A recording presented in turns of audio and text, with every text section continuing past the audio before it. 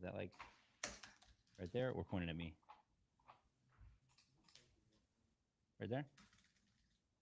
You want to do that? Just get it a spot right there. I gotta feel like a freaking midget in this desk sometimes. All right. All right. So we have Brandon Huffman on today. What's up, Brandon? How you doing? Oh, living the dream. Watch a little college football bowl action right now. Got another one today, and whetting the appetite for the end of the week. When I think we got like 5 games on Friday and 8 on Saturday. It's bowl season, baby. Nice. I love it. Can you turn that up a little bit? Sound? You got that? Sorry, I should have done a sound check before. Okay, we're good to go. So, hey, I wanted to obviously today's our holiday episode. So, nobody better than to have a holiday with Huffman. Lots to talk about. There's tons of news, obviously, in college football, high school recruiting. There's just tons of movement everywhere. The portal's open. So, thanks for taking the time to be here with us today. But Mm-hmm. I wanted to first start with the portal. Obviously, there's certain rosters and certain teams that are getting decimated. USC comes to mind from that one. We'll hear your thoughts on that. But the macro effect, what's been the macro effect of the transfer portal now that it's been open for a few years? What are your thoughts on that? It's become for a lot of schools essentially their lifeline. Their lifeline to either quick success, maintaining success, sustaining success. Um, if you're a new coach, you can turn over a 3-win team to a playoff team like Indiana did with the right coaching, the right mixture. If you're a school that is pretty veteran and you have a coaching change or you have a variety of things, you're a mid-tier team that's losing guys, you can go get guys out of the portal. Maybe not as the same talent as the school you're at or as they were the year before. But you look at a school like Washington, they played for the national championship last year. They lose something like 45 guys at graduation in the portal upon the departure of Kayla Nabor. They maintain a bowl season by going heavily into the portal. You have a school like Oregon where they're just a couple pieces away from maybe being a national championship team. They have a lot of internal talent, but they needed to maybe get a quarterback with Bo Nix graduating, so they go get a Dylan Gabriel. You have schools like Georgia that recruit at a high level and only need 3 or 4 spots to be full to be filled by the portal. So it's almost essentially one size fits all. There's no guarantee their success. We saw Lincoln Riley's first year at USC be heavily involved with the portal, getting Heisman Trophy winner. The next year goes back to the portal and it doesn't go as successful. We saw Florida State be on the brink of a playoff berth last year with a heavy portal influence, go back to the portal, and they're one of the worst teams in college football. So it's used as a lifeline, but it doesn't always mean that you're going to survive. And sometimes means you may crash and burn worse than you were before. Yeah, it's interesting. In USC specifically, what are your kind of your thoughts on them? What's going on there? They have some of the best talent in the portal, do they not? Am Yeah, I reading that right?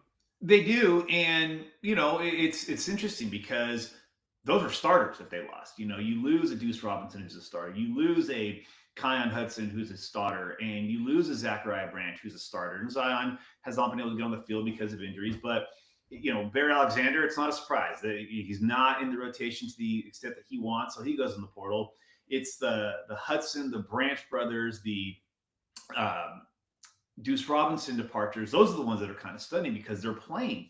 And that's the thing with the freedom to move around, the freedom to leave. You might have a guy who flourished with you, and he's still going to have an opportunity to go. We've seen it with Washington State losing their quarterback in consecutive years, with Cam Ward going to Miami after being an incarnate Word, going to Wazoo and really taking his game to another level. Well, he leaves. John Mateer takes over for Cam Ward, has a good year, he leaves. So it's definitely one of those situations where it could help your team, but it's surprising when you have guys that are starters that are leaving for blue bloods. Deuce Robinson goes to Florida State where his dad played, understandable.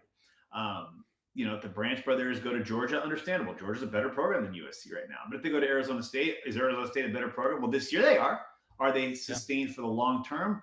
We don't know, but that's the thing. Kyron Hudson goes to Penn State. Are they a better program? Yeah, absolutely. They've been. I think there was a stat that if the 12-team playoff had existed since 2014, Penn State would have had like the third most or fourth most playoff visits after Ohio State, Clemson, and Alabama. That's how close that they've been.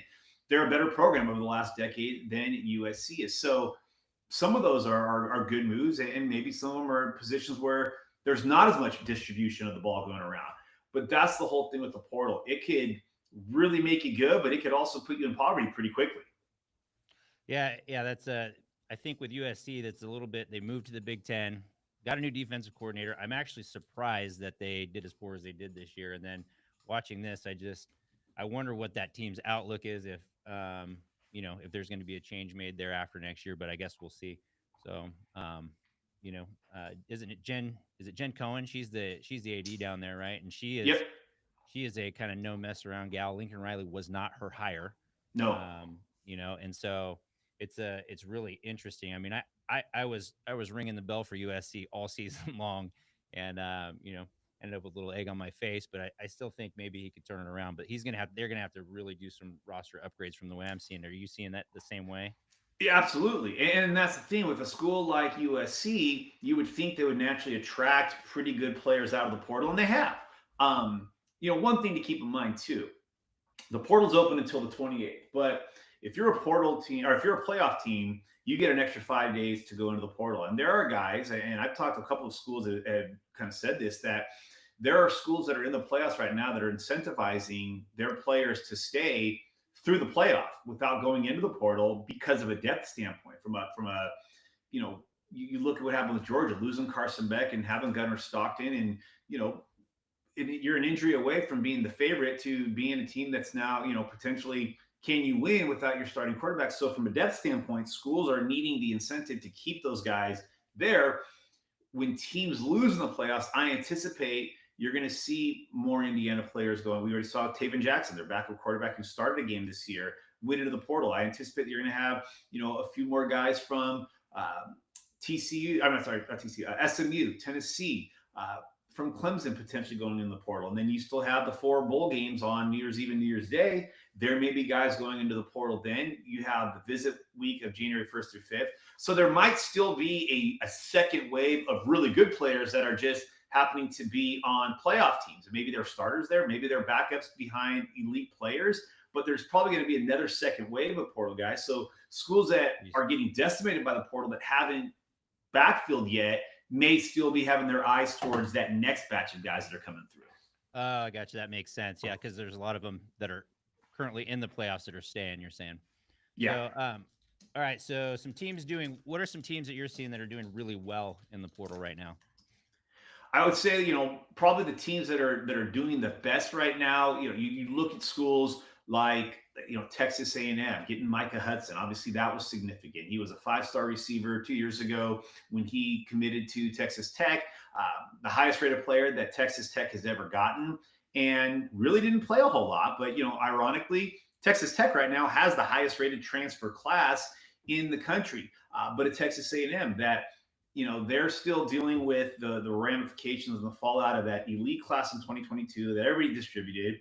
They seem to have kind of a better foundation now with Mike Elko. So they go in and they get a guy like Micah Hudson. I think from a pure rating standpoint, Texas A&M has one of the highest rated classes in terms of the caliber of players that have transferred in.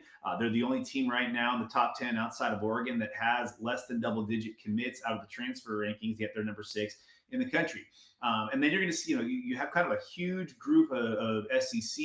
Auburn is doing yeoman's work in the portal, getting Eric Singleton this week. I think he actually committed this morning. Number 1 portal receiver in this class. They were able to get Jackson Arnold from Oklahoma. And when you're a school like Auburn, where you have a budget to get the talented players, but also you've gone 2 years of not being the expectation level you thought, while you fired Brian Harsin after a year and a half in the first place, and you've got Hugh Freeze and you've got all this money invested in the program, and you're not getting that ROI, you're going to hit the portal hard. And so there's a, kind of a fear factor, if you will, with Auburn, the way they're recruiting the portal right now. And so their class is up there. LSU's got a really strong class so far.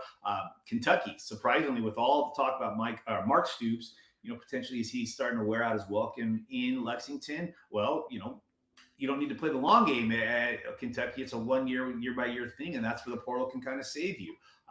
LSU getting Michael Van Buren, who had been the starter at Mississippi State. I think you're kind of looking at it, and it's no surprise that of the teams in the top 10 right now in the transfer portal rankings, 7 of the top 8 are all in the SEC. SEC spends money. We know that. Mm-hmm. Did you see Shane Gillis this weekend? I did. And Alabama Nick Saban was not feeling that comment. You know what's funny is I came on here, I think it was like right when we had started, and I said, the SEC had been paying players for a long time, and yada yada yada, and I got a lot of grief for it. But it was kind of known that I mean, kids were staying down there. Now that NILs happen and everybody can play, there's truth behind that. I think. Look at this weekend. I mean, look at this weekend. Look at the fact that of the 4 teams that got first round buys, 3 of them are from the West. Where football just means more. 2 Pac-12 teams, former Pac-12 teams, and a future Pac-12 team. As we all know, the West runs football. But I think the more indicting thing was, you look at the Heisman Trophy voting. There was not an SEC player in the top 10.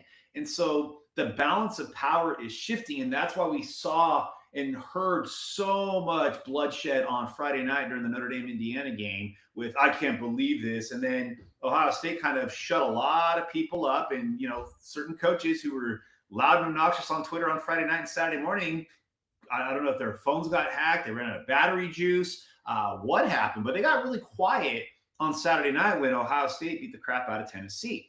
And, and that's the thing, is like, who in the SEC scares you? I mean, who in the SEC? And the thing is, top to bottom, yes, the SEC is outstanding. All right. But this isn't 5 years ago where it's like a matter of who's going to win the SEC championship and get the number 1 seed, and then who's going to lose that game and still get into the playoff.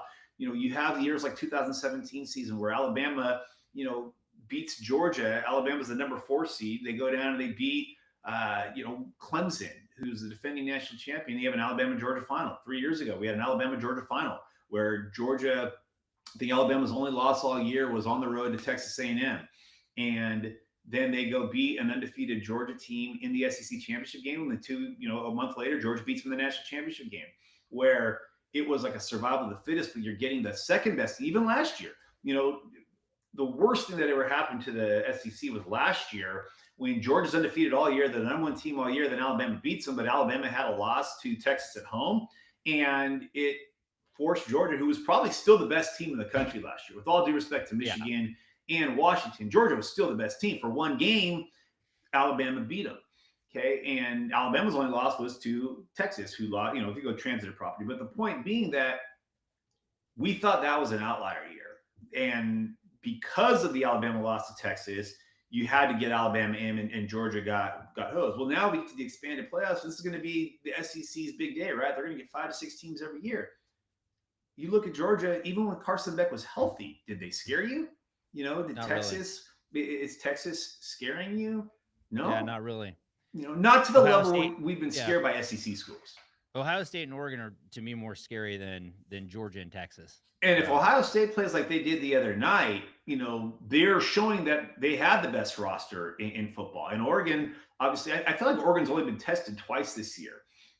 Boise State at home and on the road at Wisconsin. Yeah, you could say Penn State wouldn't go away, but you never really felt like Oregon was going to lose that game.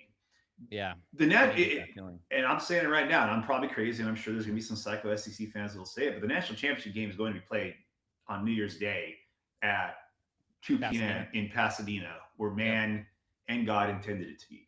Yeah, I agree with that 100%. So high school playoffs just concluded here in California. We'll move a little bit more regionally here.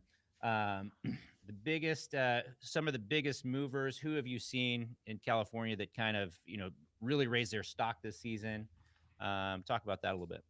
Yeah, and just like we talk about college football, it's a blue blood sport. I mean, in high school football, at the end of the day, the ones that you're going to notice the most are the schools that we kind of expect to be there in the championship game, the modern A's. I thought it was great to see De La Salle back in the Open Division. Obviously, they came up short, but I think this was the most competitive second half we've seen in the Open Division championship game, since De La Salle won it in 2015, because every other subsequent game has been a blowout. You saw what Pittsburgh and Folsom, what a great game that turned out to be. Two teams that are crazy game. Yeah, I mean, 2 teams that are constantly dwarfed by De La Salle, and Pitt, you got to feel bad for, because they've got to play in the same section as De La Salle. Yeah. to be competitive. And they, fairness to them, they had to, kind of come up with a rule that if you lost in the Open Division Championship game, you still had a chance to salvage it by going to Division One. And I mean, think about how many more teams that, or how many more championships Pitt could have won if they didn't have De La Salle in their section for all those years that De La Salle owned it. Right. Folsom, a pretty junior heavy class, a couple of seniors, but a pretty underclass heavy class. Lincoln in San Diego winning a state championship, beating who was it? They beat. I think they beat Pitt. They beat Pitt. Yeah. Yeah, they beat Yep. Pitt. So Lincoln has been the power in San Diego for the last few years. I think they've got 3 Heisman Trophy winners or Super Bowl MVPs in their illustrious history, but winning a couple of state championships the last few years. Obviously, Mater Dei. We already know what Mater Dei does. Won the what do they call them? The mythical national champions by a number of outlets this week. And then you have kind of some of the schools that didn't win state championship, but kind of put themselves on the map. A school like a 12 Bridges in the Sacramento area. Huntington Beach Edison, which has long been a strong program in Orange County, but with the real rise, I mean, believe it or not, there was a time 15 years ago where the public schools in Southern California were the power. The Corona Centennials, the Edisons, the Long Beach Polys, the Los Alamitos, and in a very Trinity League and Mission League heavy Southland, Edison getting that state title that they won of their own. So, it's Carmel. You go down and Carmel had a generational player with Jackson Lloyd, who's head of the University of Alabama. They won a state title. So you have some of the haves that you're typically used to, but then the have-nots, or the kind of the fledgling programs like a 12 Bridges. So, but at the end of the day, it's like the big, the 1A, the 1AA, and the Open Division are kind of the ones that move the needle, and they kind of control all the talent in their respective regions. There's majority of the talent is at those schools. Right. Now, as far as Sacramento goes, who are the best remaining uncommitted players here that you have? You got go ahead. Oh yeah, I was gonna say anybody, go to the top of your head or. Yeah, I mean, I don't know that Ezekiel Castex has signed anywhere yet out of the 2025 class. He was at Grant, started out his career at Christian Brothers, and then transferred over to Grant. Brandon Lambert, who was also at Grant. Those are a couple of guys that I know had offers going into the season, and for whatever reason, didn't sign anywhere in December, but could change in February. Yeah, I expect them to.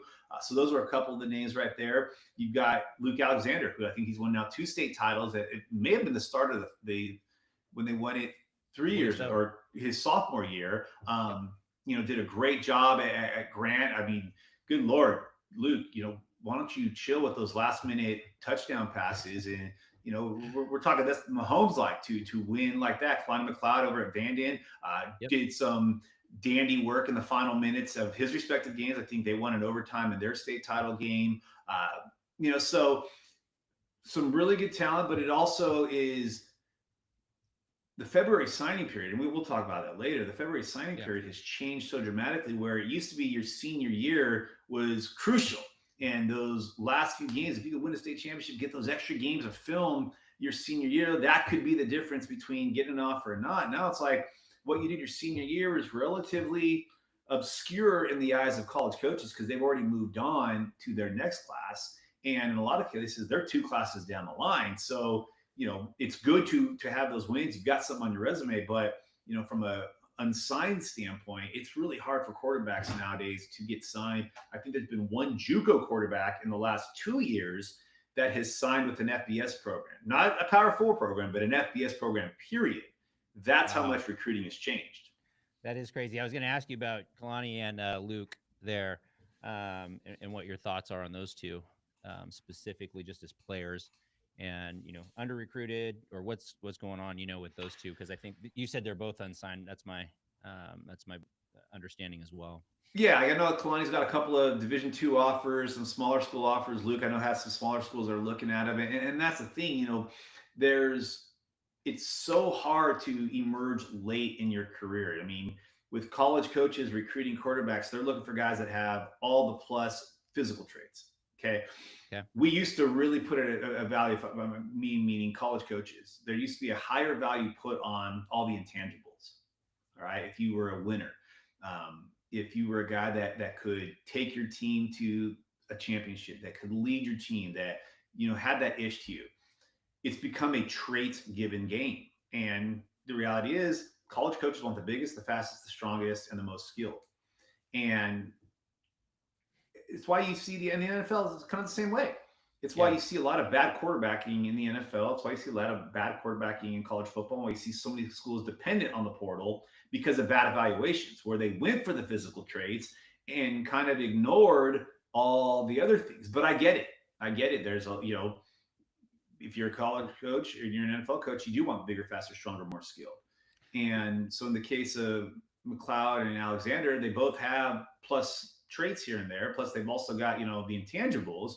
But was it flashed early enough, or are college coaches? Well, that's why college coaches become former college coaches a lot of times, because they misevaluate. Miss guys like those two right there that have the clutch gene. Apparently, they both have the clutch gene, which I think is key, for QBs. So if they could do it at the levels they're doing it there, I believe they could do it. Now maybe they're going to be helped out. Maybe those two guys. Let's talk about the I'm going to try to say his name right. Pavia, is that right? Yep, nice work. Yeah, there we go. Pavia ruling. We did a little.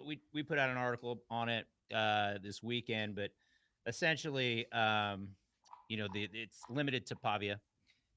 The ruling, the JUCO ruling about the eligibility, we know that, and then we're wondering. Wait, say that again. Say that again one more time for me. It's limited to that specific ruling. So this is not a good God. Open, yeah. The amount of just laziness I saw from a lot of people in the JUCO space. JUCO basketball people are kind of the worst in JUCO baseball. Oh, this is no, it didn't. Read the freaking information. It was one specific case. Now, that said, it could open Pandora's box, because we see with the NCAA, when they lose a lawsuit, they tend to just throw up their white flag and surrender. They don't want to fight it. House, Hubbard, Alston, Carter. L after L. They need to change their name to NCAA rather than NCAA. Yeah. But that's the thing. Like, this is one guy right now. Now, will it change?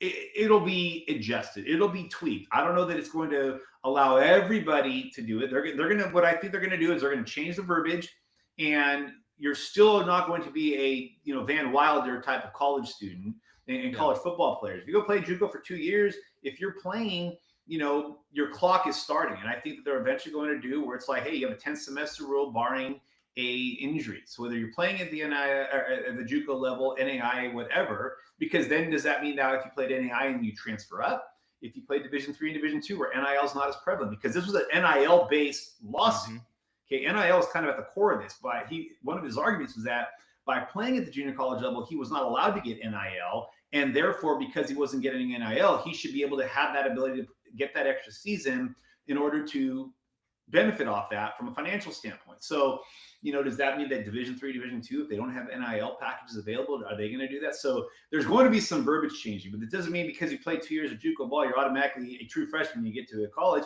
And the reality is, too, sadly, there is not a lot of JUCO recruiting at the level we used to see it. Now they're just recruiting the portal, they're recruiting FCS, they're recruiting Division II, they're recruiting players that have, the FCS. I've said it for a couple of years now as a new junior college. That's where college coaches are doing the heavy lifting of their recruiting. Yeah, absolutely, down there at the FCS. Now let's just assume this preliminary injunction becomes permanent. Okay, let's go down that, and let's make that assumption that it did. How would that affect JUCO and high school recruiting? Is that going to, you think that's going to push a lot of kids to where they're going to be at JUCO if they're not going to get the offers that they want? They're just going to go straight there. They're going to develop for 2 more years, and they come out with 4 more years of eligibility. Does that hurt the high school recruits? Because it seems like it really will. It's going to impact junior college recruiting if people don't do their homework. And what I mean by that is if they go in based on what they saw somebody on Twitter say, hey, go to junior college, you're going to have all free eligibility, everything is good, they're going to go in there and then the rule may not be changed or all that, and they're without eligibility. So that's where it's got to be. You got to do your homework. I would say the same thing about doing it at the FCS. I talk to kids all the time, like, oh, I'm going to go to a Division II school, and then I'm going to transfer, go to the portal, and then transfer up. Bro, if you're not dominating at the Division II level, don't transfer up, because you're not going to be transferring up. You're going to be transferring down or not playing anymore. Yeah. And you see this tweet all the time. Guys will go to the portal without realizing they've already played their last down of college football ever. And we haven't even gotten into the rosters paring down of going from 120 to 105, and 130 schools are eliminating 15 roster spots. That's 2,000 guys or 1,000 guys without a spot to go. They're going to go down. It's just going to keep pushing down programs without new colleges starting programs. So the point being, I don't know that it's going to necessarily help junior college recruiting. I think but it will help is FCS schools are going to continue to get a better player than they got 10 years ago. Because no longer are the days of it being, I'm going to sign 25 guys in my class and the 25th best player in my class is coming in. Now it's like, I'm going to sign 15 guys. I'm going to go portal heavy. That means that FCS schools are going to sign better players than they are. They also are going in with the understanding that I might only have this guy for 2 years, and then I've got a Cam Scatterboot. I've got a situation where, dude, this guy's dominating at this level. He's going up. All right. Yeah. And Jason Eck, when he was the head coach at Idaho before he went to take the Mexico job, he basically would say that, like, we tell guys all the time, hey, come here for a couple of years. We understand if you outplay your ranking and outplay your recruitment, you're going to have opportunities. Maybe you stay at a third year just to get that extra film that might increase the ability of where you can go. But a lot of these schools are doing it with the understanding now that if we can get 2 years out of these guys, that's great. That's great for us. We're going to get better players and we're going to be able to benefit from that. And then if they turn that into a FBS or G4 opportunity, so be it. Yeah. So I guess the question I'm asking is if it was that you could go to JUCO, let's just say if it was that you could go to JUCO for 2 years and that didn't affect your 4-year eligibility, how would that affect high school and JUCO? Do you think that just makes it an automatic, like if you're serious about playing college football, because you're thinking about, you're coming out at 17 or 18 years old and one at a high school, right? 17, 18, some 19. But mainly 18-year-olds, let's call it. And then versus out of a JUCO where you're getting kids that are further along, 2 and 3 years, 20, 21 years old coming out of JUCO. Would that change the way that these colleges are recruiting the 4-year kids? That's what I'm curious about. Yeah, I mean, hurt the 2 and 3 stars? Is that really who that hurts? Because the 4 and 5 stars are probably going to go on anyways, right? Well, now what we're seeing too is with a lot of schools, they're saying production over projection. Okay. And so your ranking may not save you after you go into the portal. If you've been at 2 schools and you haven't done anything in 2 years, you're going to have the unicorns like a Bear Alexander, who we know he's talented. We know what he contributes. He's good. Oregon's got all the leverage there. You come here, we're not going to give you what you think you can command. But if you can resurrect your career, you can either go to the NFL after this year, you can transfer somewhere else. But we hold all the cards. Those are rare cases because we are in a dearth of elite defensive linemen. And, he's a premium position, but they hold the cards. But if you get to the point where, like, you're still riding off your name, I mean, we saw this with Malachi Nelson. One website, not us, one website had him as the #1 overall player in the country. Goes to USC, was committed to Oklahoma. With USC, it doesn't work out there. He goes to Boise State, expected to be the starter. He doesn't earn the starting job. McKay Matson or Maddox Matson takes him to the playoffs. All right. Now he's visiting UTEP, which is, might as well be in another continent because that's where it's at. So, like, the further away you get from your high school recruiting days, the worse your opportunities are going to be, because now it's about production. It's why you're seeing FCS quarterbacks able to transfer up, while you're seeing guys that were at a G4 transfer up. Right. So the development is different. That was Corey Foreman comes to mind when you talk about that a little bit, right? He's didn't he say that Fresno State was the only one that offered him out of the portal after being a 5-star? So that's kind of crazy. Speaking of 4 and 5 stars, Rider Lions. Yeah. Talk to me 2026. Do you have any news on that? I would love to see Rider make a decision at his leisure and no rush to it, because we saw a lot of 2026 is make early commitments. And, Faison Brandon was the #1 player in the country, committed to Tennessee, was going to announce late fall and then decided to move it up to August because there were schools telling the #1 player in the country, hey, man, we need to get a quarterback. We need to make a decision. Rider's playing with the leverage. And part of it's because he says he does plan to take his 1-year LDS mission, but also he doesn't need to rush himself. And a lot of times rushing yourself in puts you in bad situations. Not to say that Rider will do that, because he's an elite talent. In my opinion, he's the best quarterback on the West Coast, regardless of class. And, he's the #1 player in the state of California for a reason. It does seem like USC is still the team to beat there, and it feels like they've been for a while. But I won't entirely sit on BYU. And then, he's mentioned schools like Ole Miss and Georgia and Alabama have also been inquiring, but it seems like it's a matter of when, not if, for USC. You think he's benefiting himself by waiting? Absolutely.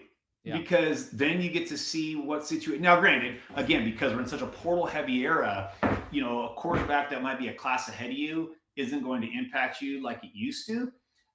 Now schools are still trying to, they can be bringing in an elite quarterback. We see it with Michigan. All right, Michigan brings in the number one player in the country in 2025, and Bryce Underwood. Well, Mikey Keene, who'd been the starting quarterback at Fresno State's transferring there. Does Mikey Keene, is he going to be the starter next year? Maybe. Is it Bryce Underwood? Maybe. Alex Orji went into the portal. Maybe Mikey Keene's that 1 year stopgap before you have the elite talent. So that's the thing that you got to watch. But at the same time, with Ryder, I think he helps himself. He gets to say, if it is USC, with the seasons the last 2 years that Lincoln Riley has had at USC, why would he, feel good that Lincoln Riley may be there for the long haul? He's not going to get fired at USC, but there's been the talk for years about him going to the NFL. Well, Dallas, I know Dallas has said, Mike McCarthy's coming back. Chicago hasn't named a head coach. Well, their quarterback is a former pupil of Lincoln Riley. Maybe that's the move he makes. There was talk years ago. I'm a Browns fan. There was talk years ago that he would leave after a year or two, go to the Browns with Baker Mayfield. So you can't rule that out. And if you're Ryder Lyons, do you go to USC if Lincoln Riley's not the head coach, and if they go with a defensive minded guy, you go somewhere where there maybe is more of an offensive centric coach. So yeah, I think it's smart to wait with the turnover in college coaching deeper than it's ever been. Yeah, and then being a highly sought after end quarterback, which is where everybody wants to build their program around, I think that is definitely in his best interest to continue to wait. And Bryce Underwood has also certainly helped the cause with his what did he get, $3 million a year deal? I think he got a lot more than that. Was it a lot more than that? Yeah, it's like the price keeps going up. And I read an article, I cannot remember where this was, but it talked about how comparing the NIL and college models, and the biggest thing that's out of whack, obviously, is the players' salaries to the coaches' salaries. And then we just saw Norvell have, he gave back $4.5 million this coming year, which goes back into football. I think it was directed towards the NIL. I'm not sure if that specific language was there, but do you think that is going to be a broader trend on these coaches that are, get these big contracts and then aren't performing? Is that something that you think we're going to see more of here? And those salaries could possibly come down a little bit as the players' salaries rise, because as of next year, they have don't they have a 22% gap, pretty much revenue gap, that everybody's going to have to somehow fill? Yes, and I think you're like you said, you're seeing it with coaches that some of them are feeling the pressure with Mike Norvell putting money in towards their collective, Brian Kelly putting money into their collective. Let's be honest; these coaches are getting paid ridiculous sums of money anyway. I don't care how much the pressure is; you're getting paid a hell of a lot more. And the best thing in the world to be right now is a fired head coach, because if you get stupid people like at Texas A&M, they're going to pay you $90 million to never step foot on your campus. And that doesn't even get into my whole rant about how brilliant businessmen, some of the most successful businessmen in the world, are the big boosters at a lot of these schools, and they're the dumbest, most reckless people with their money. You guys want a slide in your locker room? Here's $5 million. Put a friggin' slide in your locker room. Oh, you want to give this coach who really only won 7 games? Oh, he almost beat USC when he's at Notre Dame. Let's give Charlie Weiss a lifetime extension. He's going to be on that Bobby Bonilla package forever. Brilliant academics are overpaying. So now are we finally seeing a little bit of a coming back to earth? Well, absolutely, because a coach isn't going to win if he doesn't have the talent. And if I'm going to give, and that's where this revenue sharing thing is coming in. It's now the boosters are getting fatigued. You've been asking me for money to build these facilities. We got them. You've been asking us money to pay these buyouts. We got them. I'm not, why are you giving these guys 7-year, 10-year deals? I need a left tackle that can play right now. I need a quarterback that can play right now. I'm going to put my money into that left tackle rather than this coach. You go figure out a way to pay the buyout, Nani. Don't come to me about this. I'll help you get a player. I'm not helping you pay a coach to go away because you signed into a ridiculous contract. And I think you're getting a lot of donor fatigue. And now that they know that revenue sharing is looming, they're going to be less likely to give their money for stupid things that they don't find to be as lucrative, i.e. paying a coach to go away or putting a barber shop in the locker or putting brand new field turf down. It's what is this going to help us come September this next fall? Yeah, last year I looked at the operating margins for all these the top programs, and the only one that was able to there was only one program in the entire country that was able to absorb a 22% increase in expenses, and that was Texas. Not even Ohio State could. Yeah. And obviously those numbers probably look a little different this year, but that should give everybody an idea of like this is like a serious fundraising deal what's coming this year, because that has to be implemented this upcoming season, correct? It does. And Yeah. well, pending House approval, we Right. still got to wait for that. That's the Oh yeah. big thing. But everybody's operating under the assumption that it's happening. Now, I can tell you that there are schools that are kind of privately hoping it doesn't get passed because then they don't have the money to do it, but they're having to come up with terminology. And remember, players didn't sign NILs this year. They no longer signed NIL, or sorry, NLIs, no longer signed National Letter of Intent. What they did sign was financial aid agreements. So the NLI kind of bound them to the school, but now they're not bound to the school like they used to be. Now the school is bound to them and to pay them. But if a player's not going to get what he is, he's got to get out of that. Now there's some schools that are kind of offering alternate contracts, like, hey, if you get out and we paid you, and then you try to add, we front you some, and then you try to get out after you've been on campus for months, we're going to get that money back some way or somehow. We're going to sue you to get that money back. So this is going to be a very fascinating study to watch. This is going to be there's going to be tons of lawsuits coming, Mm-hmm. I'm sure, through all this. So it's going to be really interesting to see how this shakes out. I think as a college football fan, it's a little bit mind blowing where we're at. If I told you this 5 years ago, the way it would be right now, just really wide open.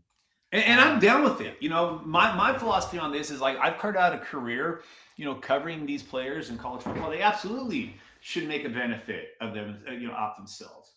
Yeah, absolutely. It's been the opposite way for so long. The NCAA, and I mean, you just look at Brett Kavanaugh. He was essentially telling the NCAA you have a Supreme Court justice telling the NCAA their business, like questioning the legality of your business Mhm. model. Like, And now they're all claiming poverty and the aw shucks and all this. Like when you guys have been freaking colluding against the players for years and then holding them hostage. So Yeah. now, I'm glad the chickens are coming home to roost. Yeah, this whole thing's going to get flipped on its head sooner or later. It's just a matter of time. But all right, let's move on.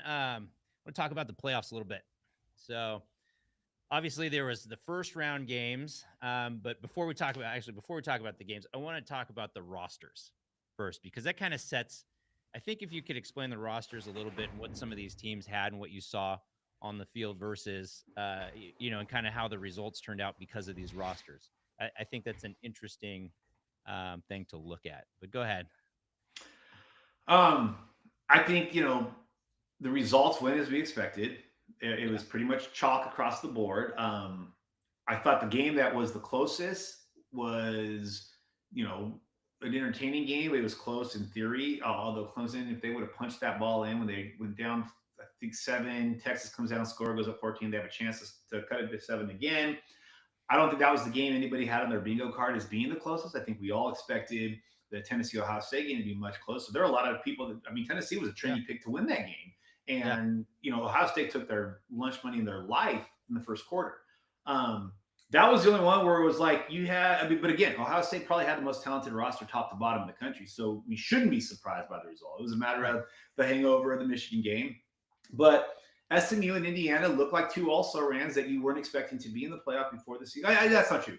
A lot of people thought SMU could come in and win the ACC in their first year, and they damn near did. Indiana was certainly, one of these is not like the other, but and of course we saw that, well, they didn't beat anybody. Well, they did beat Michigan, who beat Ohio State, and Ohio State beat them, but it's not like Indiana was only playing MAC schools. They did beat some Big Ten schools that, were relatively decent programs. And, Alabama, they did lose on the road to Oklahoma by scoring 3 points. An Oklahoma team that looked lost and miserable the entire second half of the season. They lost at Vanderbilt. I mean, there were some bad losses. So if we're going to talk about the good wins over Georgia and, whoever it may have been, let's also talk about the bad losses that those schools had. So I think that from a roster standpoint, you're going to have that in the 12-team playoff. You're going to have years. We had those years where the 1-4 game in the quarterfinal, or I'm sorry, in the semifinals, were blowouts. All right. So Right. we can't act like this is a shock to us. I mean, what I saw said the other night, like there's been 12 playoff games that were like 25-point margins of victory, historically. I mean, Do we forget the year that Urban Meyer in Ohio State, okay, they went into the Fiesta Bowl and got shut out by Clemson. The year before that, Michigan State went to the Cotton Bowl, got shut out by Alabama. Interestingly enough, both those teams ended up winning the national championship the next game. But we have seen some bad football games in the semifinals. So when you have a 12-team playoff, you're going to have, because what you're going to have is a conference runner-up in the case of, Penn State. Yeah. Or the team that may have had the most talented roster but didn't win the conference in Ohio State. They were good for a reason. I think that the best thing that we'll see in the future is maybe just the top 4 teams of the top 4 seeds, like in the NCAA tournament. All right. There's been years where we've had 3 teams from the same conference be number 1 seeds. You just pick the third team is out in the West. All right. The ACC would have those years. We saw it last year. North Carolina was the number 1 seed, but they were the number 1 seed out West, not in the Southeast. So I think that, maybe we do that. You don't end up with an Arizona State or a Boise State as the 4th and 5th seed, but or 3rd and 4th seed. But I mean, again, Boise State's only loss was on the road at Oregon on the last second field goal, a game that they were winning for parts of that game. So, we could talk about how Alabama beat Georgia. Yeah, they did. We could talk about how they went to LSU. And yeah, they did. They went to Norman, got beat by 3 touchdowns. They went into Vanderbilt and got beat, badly there. Boise State won the other games on their schedule with their only loss. Penn State, their only 2 losses this year were the number 2 team in the country and the number 1 team in the country. Right. All right. Ohio State had a bad loss to Michigan, but their only other loss was the number 1 team in the country on the road. So you're going to have uneven matchups when you have 8 through 12 and 5 through 12 seeded teams. The reality is, in a normally seeded playoff, Notre Dame is probably your number 2 seed right now. In a normally seeded playoff. In a normally seed, if you go with the 4 best teams, they're probably number 3 because they're still going to get punished for the NIU loss, and Georgia's going to get rewarded for winning the SEC. But Notre Dame has a top 4 team if you're really getting down to it. Yeah, talk about that Notre Dame versus Georgia roster. How do those look? That seems to be, I mean, you've got several good roster matchups. This way better than in the first round. Obviously, SMU, that was just the writing. It felt like it was kind of on the wall there. Indiana, uphill battle. They only had 10 4-stars on the team, I think, right? And a good chunk of them were transfers or backups. Yeah, exactly. And so, but the roster that you have for Notre Dame and Georgia specifically, talk about those. Yeah, I mean, if you look at Georgia's roster, they probably have the best roster top to bottom of anybody in the playoffs, even more than Ohio State. If you really? Based on the fact that if you look at the star rating, yes, they have the talent advantage because they are so high school recruiting dependent. All right, Ohio State is very much high school recruiting dependent, but they filled some gaps with some transfers. Caleb Downs, a Will Howard, Quayshawn Judkins. They have a lot of players on that team that were transfers in. All right, but Georgia, top to bottom, from a high school recruiting standpoint, has no worse than the number 2 best roster in the playoffs, but probably has the best. Notre Dame, though, they've been recruiting well under Marcus Freeman. They recruited well under Brian Kelly. What Notre Dame doesn't do is really hit the portal heavily for a lot of positions, but they did that at the quarterback position, whether it was Sam Hartman last year, but then Riley Leonard this year. People have said that if they would have got a really good passing quarterback, maybe they are the number 1 team in the country, but they would still have been the 5 seed because they didn't win a conference. And Riley Leonard's one of his first pass attempts gets picked off, but then he kind of has a workmanlike effort the rest of the game. But Notre Dame, it's not like Notre Dame is a bad program. They've got a top 10, top 12 roster if you get down to it. The big key is Georgia has lost a very experienced quarterback in Carson Beck, and Stetson Bennett. It felt like it was Stetson Bennett because he was there for 100 years. Gunnar Stockton, I wouldn't say he looked elite when he came in relief of back in the SEC championship game, but I'll tell you what, he survived a collision at the goal line that kind of, I think, won over a lot of the Georgia fans, and his players would rally behind him. But the fact that he got up, how he's walking around. Yeah, I'm trying to figure out how his head's still attached to his body. I mean, that was crazy. That was one of the most brutal hits I've seen all year. Wow. Yeah, and it was a clean hit. Yeah. I mean, as far as clean goes, that's probably the hardest hit on a quarterback that I've seen that's clean. I mean, that was ridiculous. You see that picture with his eyes? Yes. Yeah. I mean, he kind of looked like Carson Beck usually does after one of his interceptions. Yes, he did. Okay. What about that Oregon Ohio State game? What do you see roster-wise there? Yeah, I mean, two elite rosters, probably the two best teams in the Big Ten from a roster standpoint. Oregon has obviously been a fantastic program recruiting wise, whether it was under Mario Cristobal, now under Dan Lanning. They've got more portal players than Ohio State does at positions of impact. So it's a pretty even roster. Ohio State's got a little bit more experienced players from the high school recruiting standpoint, in comparison to Oregon. Ohio State's got a lot of fourth year guys that came back for this season.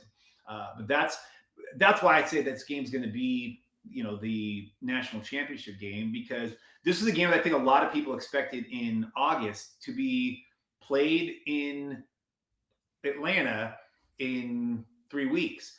But we also thought we would see these guys play each other not once, not twice, but we thought we might see them play 3 times. We thought we knew we were going to see them in the regular season. We thought we'd see them in the Big Ten championship game.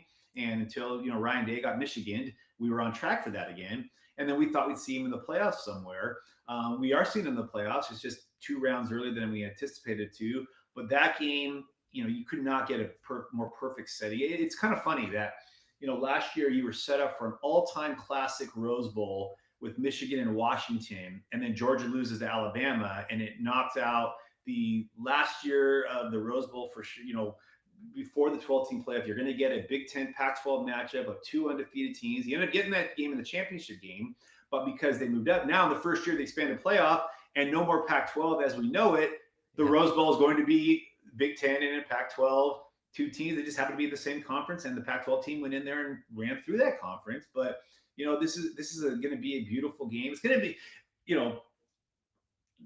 we already know the Rose Bowl. I live in Seattle. They talk about Husky Stadium being the greatest setting in college football. There was like one random book that said it. All right. There's a reason that people have fought so hard to keep the Rose Bowl at the time it is played every New Year's Day. I don't see 100,000 people flying to Seattle every January to go freeze their nuts off in a game. They go to Pasadena to do that. It's already the most beautiful setting for a college football game. And then the Christmassy colors that you're going to have with the red and the green is going to make, I remember when Wisconsin and Oregon played. It's been 5 years since that Rose Bowl, and that's the one that you keep seeing the stock photo of from above, because you have the green on one side, the red on the other. This is going to be an all-time just beautiful color game. Michigan and Washington fans will probably greatly disagree with me, but I don't care. I'm one of those purists. I think this is going to be a beautiful game, but I also think it's going to be probably the best game in January of the postseason. Could be. If the game in Eugene is any indication, and both teams had chances to win. Obviously, Oregon did win. Oregon had a lot of things kind of work against them in that game. Ohio State had some calls that went against them. Oregon had some calls that went against them, and we still got a 1-point game that literally came down to the last second. Yep, it sets up to be an all-timer, that's for sure. Let's see. What about Texas versus ASU? Now, Texas obviously has I would think, a pretty large roster advantage here. Mm-hmm. Yeah. What are your thoughts on that game? Yeah, I'll actually be covering this game for 24/7 Sports, so I'm going to look forward to get down to the Peach Bowl and seeing this game. Texas has the biggest spread of the 4 quarterfinal games. The largest spread is in the Texas-Arizona State game. Significant talent advantage from a ranking standpoint from their players out of the portal. But I'm reminded of a game 2 years ago where Michigan had a substantial advantage over TCU in a game played in the Fiesta Bowl, and TCU beat Michigan.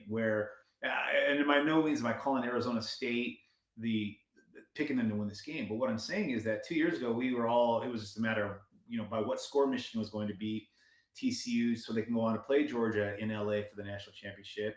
And TCU got to that point where they were playing with house money. They lost the Big 12 championship game, still got into the playoffs. And then it was kind of like, hey, we're here, might as well do some damage. Like Arizona State's playing with house money. They're literally picked to finish last in the Big 12, and then they won the Big 12.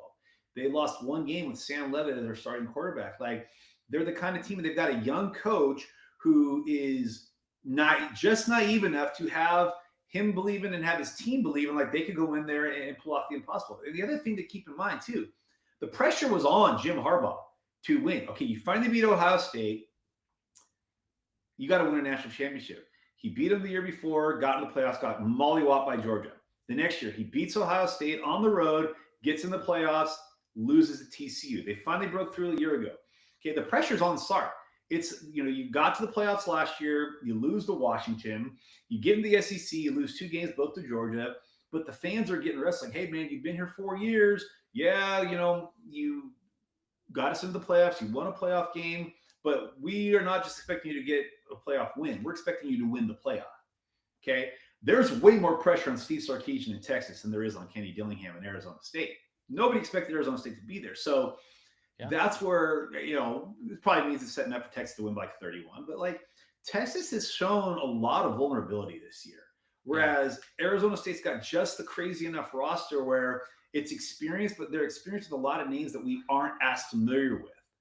But I went and saw Arizona State play against Kansas, a game that they could have lost. And they found a way to win. And then the next week, they found a way to beat Utah. They're one of those teams, not unlike Washington was a year ago, where they just keep finding ways to win the game at the end of the game. And when you start doing that, you believe you're going to win, not worry that you're going to lose. Yeah. So if they can drag those guys out to deep water per se, get them into the fourth quarter in a competitive game, you think advantage kind of shifts to Arizona State? I think it does, only in the sense that there's less pressure on Arizona State. But if we're just playing this game based on chalk, based on talent, I mean, this game really, you can see why it's a 14-point spread. Texas, but here's the thing. I mean, we've been hearing this a lot in the last couple of weeks. Is Quinn Ewers going to win you this game? And maybe Texas is in a position where, like, hey, we want to go with Arch. We want to go there. And careful what you wish for. Oklahoma did the same thing with Dylan Gabriel and went to Jackson Arnold, and that blew up in their face famously. Meanwhile, Dan Lannon is like, oh, yeah, cool, man. I'm the number one team in the country because Dylan Gabriel was told we want to go with the youth movement. So, is be careful what you wish for. Yeah. The flip side of that is, like, Quinn has had some pretty impressive wins in his career there. But for all the talk about, hey, man, is Quinn winning you games because he didn't beat Georgia either of those two games this year. He had a pretty good game against Texas or against Clemson the other day. So, you would think that just across the board. And plus, I got to give it to my fellow 805 Channel League product and Pete Kwiatkowski, the Texas defense coordinator. He is a damn good defensive coordinator. Really good. And I like his chances in a game where the talent advantage is, remember, their only two losses this year were to Georgia, who had a more talented roster. They have a far more talented roster than Arizona State does. So I like that in Texas's favor. Yeah. Gotcha. What about the Fiesta Bowl? Boise State, Penn State.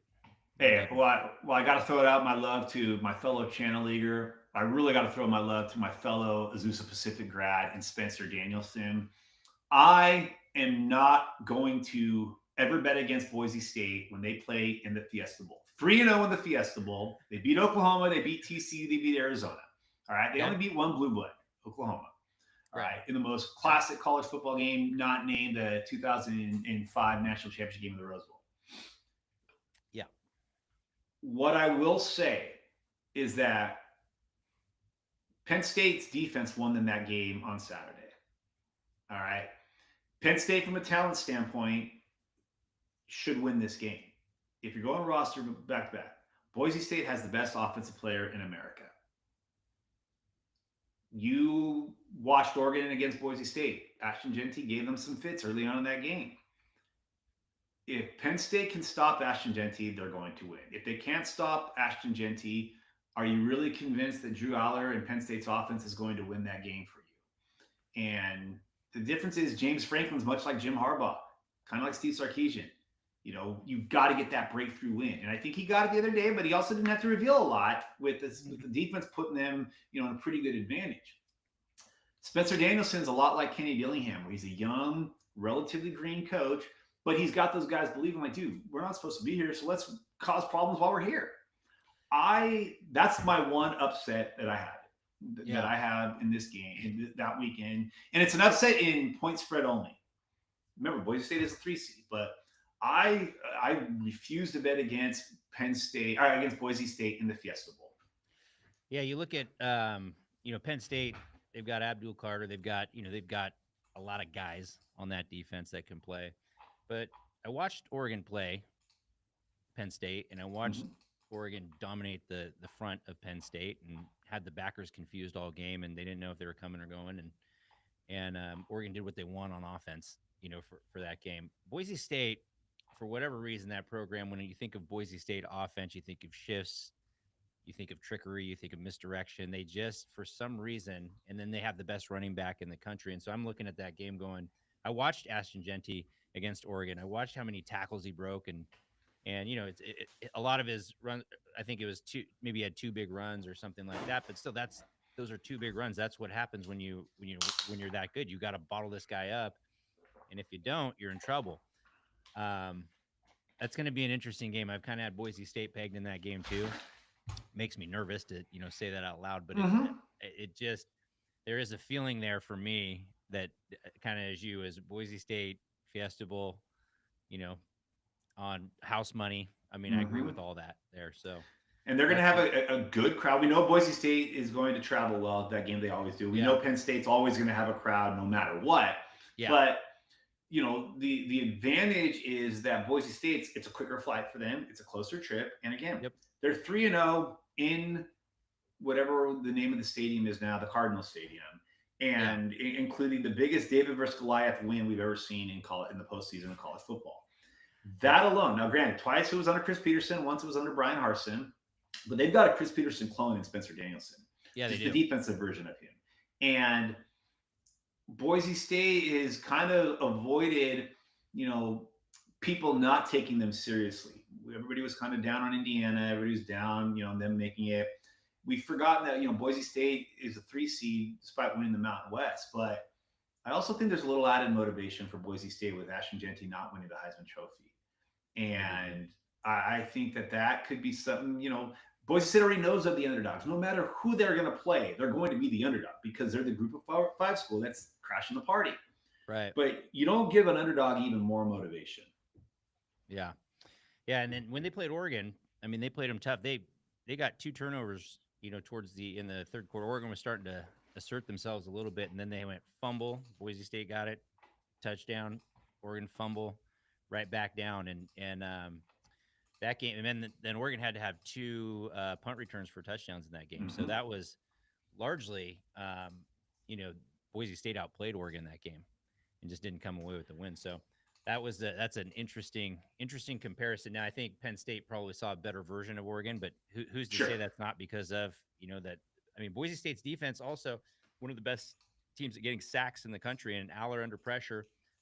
He's pretty good, but he's not elite under pressure. He makes some really good throws under pressure, but I think statistically, he's good but not elite. So it's going to be really interesting watching that game. Here's what I will say. I was pretty impressed with the offensive performance of Penn State against Oregon. Yeah, We really hadn't impressed. seen the team offensively do that for 60 minutes all year. I mean, Boise Yep. State had their moments, but that was kind of the surprise. But then on Saturday, you saw them go a little conservative, which they didn't need to, or which they were able to because they got that lead. But you can't get conservative against a team like Boise State now. You're going to have to play with a little bit more assertiveness. And Andy Koltnicki's done a great job this year. So even what they did against Oregon in the Big Ten championship, there was encouraging, but was that the exception to the rule? Was that an outlier? Because they haven't really done that offensively to a lot of teams this year. Yeah, that was definitely the best game that they have played offensively by far. I felt like all And season. remember, too, Oregon, I wouldn't say they took their foot off the gas, but Oregon got out to a big lead. So, Penn State kind of had to, to be in the game, they had to get a little bit more aggressive through the air. Yeah, yeah. That You know, Oregon was kind of that was almost what Washington would do to a lot of teams last year was just get out to mhm. the lead, kind of just make them play catch up, and just I mean, you almost felt like they were dinking around a little bit at times. It's just like Absolutely. just toying with their food a little bit is what it felt like. Hmm. And that's also going to be a little interesting versus Ohio State. That kind of gives me some interest in that game because I'm looking at that game and I'm like, okay, so Penn State, did they show something? Because they rushed for almost 300 yards against Oregon. And that's a significant number. And is Ohio State looking at that? And did they see some stuff in the run game? And then Oregon, conversely, are they looking? Did Michigan leave that blueprint with bracketing receivers and having a good front because Oregon's front's very comparable to that? And are they going to play this game a little different? So to me, that's going to be a very entertaining game to watch. That one's going to be fantastic. So I mean, the literally the only bummer about that game is just from a selfish standpoint is I'll be covering the Peach Bowl, so I'll be doing post game stuff while that game, and I'll have to rely on watching it on my iPad from the press box. But I yeah, mean, again, I think that's going to be we got spoiled last year with in the last 2 years, the playoff semifinals. 2 years ago, you had the epic, TCU upset of Michigan. Then you had Georgia, Ohio State almost beating Georgia, and then missing the field goal right at the clock of midnight. Then last year, you had Bama, Michigan coming down to overtime, and Texas getting inside of 10 in the final minutes. We got spoiled with the New Year's games the last couple of years, and I'm hoping that we get four really good games, but the one that I feel like is going to be the best game, by no means, I mean, we saw this last year with Washington and Oregon. Washington beat Oregon at home, and Oregon missed the field goal that would have tied it. Everybody said, oh, in the rematch, Oregon's winning that one, and Washington beat them again. By no means am I saying Oregon is going to beat Ohio State. What I'm saying is we saw how competitive that game was 3 months ago or 2 months ago in Eugene. Now you're at a neutral site where it's going to be 50% red, 50% green, maybe a little bit more red. But I think Oregon fans had a 2-week advantage to know where they were playing. But that is going to be such a good game. And it's going to be so exciting because it's probably the two most talented teams in the country right now. Yeah, I agree. So don't let us down. We're going to see how Oregon comes off of that longer layoff, and sometimes that's an advantage, sometimes it's a disadvantage. Because Ohio State's going to they'll be on 10 days of rest. 10 days rest. Yep. Yeah, 10 days rest, which is almost ideal. So that's going to be really interesting. I'm excited to watch all those games. But brother, thank you so much for joining today, man. Really appreciate it. Appreciate all the insight as usual. You betcha. Awesome. All right, guys. For First and 10, I'm Josh Rodriguez, Brandon Huffman, and we'll see you next time. Appreciate it, brother. You bet. Thanks for having me. All right. Talk to you soon. All right. We'll see ya. Have a good holiday. You too, brother. Have a good one. Have a great one.